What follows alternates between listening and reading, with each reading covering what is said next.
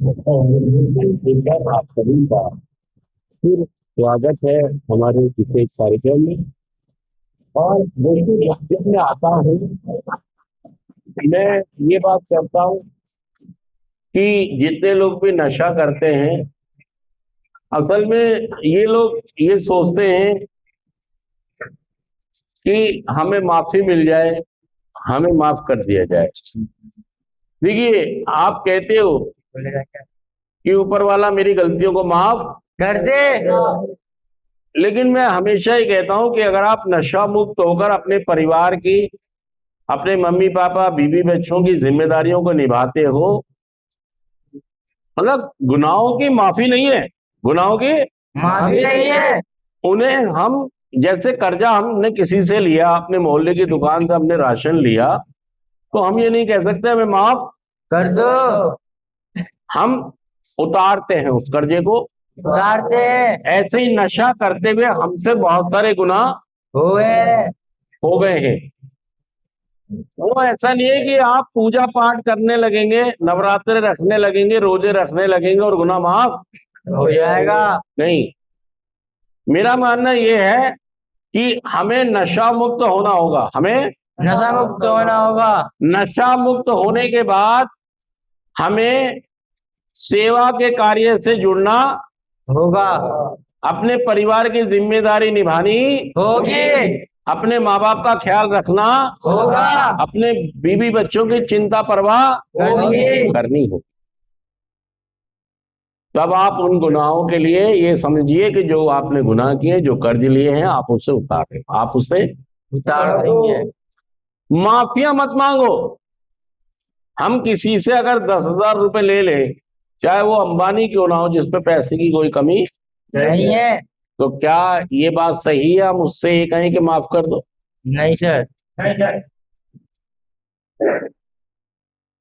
अगर हम इंसान हैं तो हमें वो 10,000 मेहनत करके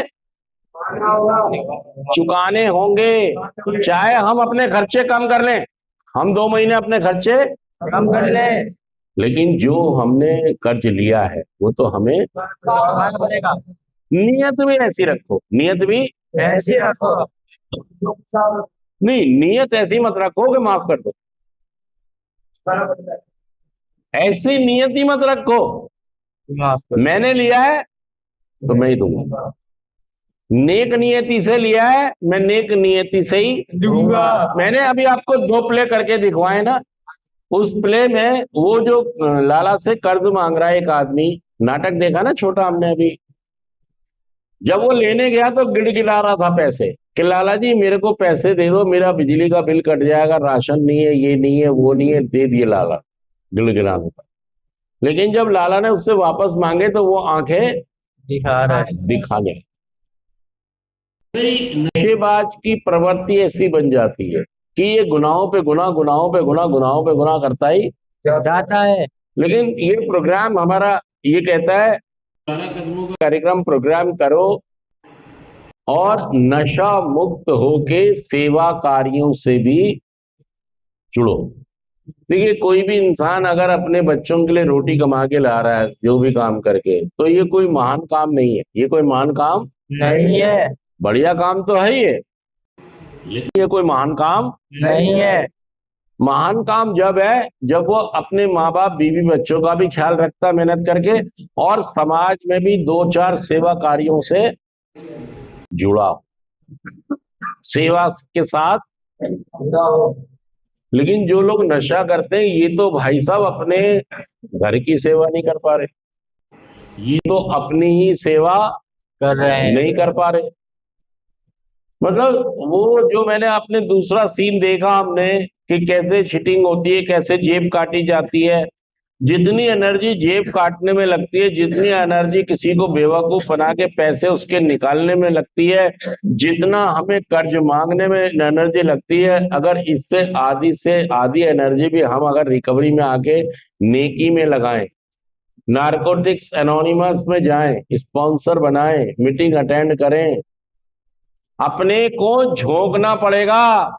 माफिया मत मांगो, करके दिखाओ, कुछ करके दिखाओ। मीटिंग जाओ डेली, झोंक दो अपने को, माफिया मत मांगो। Action is the magic word. मतलब आपका कर्म एक जादुई शब्द है जो आपके व्यवहार में बोलेगा।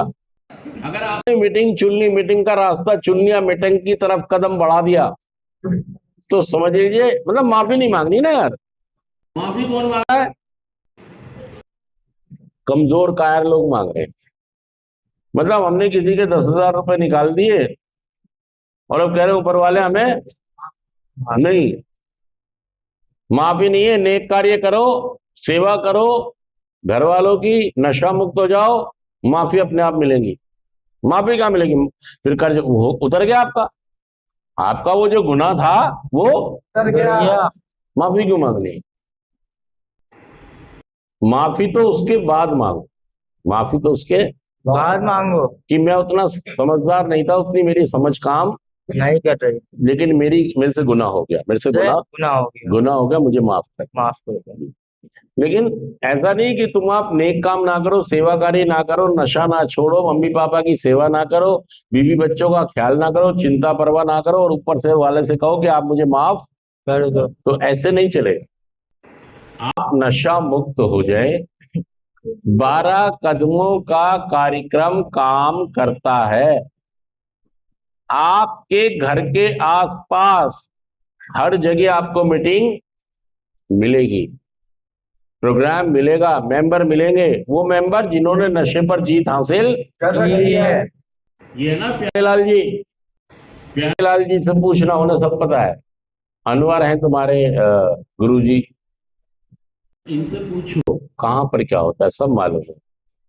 लेकिन होता क्या है, मैं ज्यादातर देखता हूँ यहाँ पर खासतौर पर इस सेंटर में कि लोग आते हैं और लोग चले जाते हैं। उसके बाद ना कोई काउंसलर, ना कोई क्लास, ना कोई सेंटर, कुछ याद नहीं रखते। सच कह रहा मैं, झूठ कह रहा बताइए बात। लेकिन यहाँ पर नशा मुक्ति केंद्र से हम सीख के जाएं कि हमने जो लोगों को क्षति, हानि, दुख, तकलीफें पहुंचाई हैं, उनकी हम जरूर सोचें। लेकिन सेवा कार्यों से जुड़ के लोगों की हेल्प, एक हमारा 12 कदमों में कदम होता है कि क्षति पूर्ति करना, प्रत्यक्ष या अप्रत्यक्ष। तो हम इस बात पर जरूर चर्चा करें। दोस्तों नशा छोड़ने का कोई भी दवाई या इंजेक्शन नहीं है। जैसा जैसा हम करते हैं, नशा करने का तो बहुत सारी चीजें हैं, नशा करने की तो बहुत सारी चीजें हैं। स्मैक कर लो, शराब कर लो, इंजेक्शन लगा लो, गोली खा लो, स्मैक अफीम खा लो, गांजा पी लो। नशा करने की तो बहुत सारी चीजें हैं। रिकवरी में आने का बस एक ही तरीका है, मीटिंग जाओ, प्रोग्राम करो। यहाँ दूसरा कोई रास्ता नहीं। ना कोई मेडिसिन है, ना कोई दवाई है। एक ही रास्ता है, क्या? समूह से जुड़ना। क्या रास्ता है? समूह से जुड़ना। मुझे किससे जुड़ना है? समूह से। समूह मतलब एक ऐसे ग्रुप, एक ऐसा काफिला। ये क्या है? समूह। समूह, गोलधारा नहीं। वो नहीं है महान आदमी, ये गोलधारा तो है, लेकिन इस गोलधारे में समूह है। क्या है? समूह।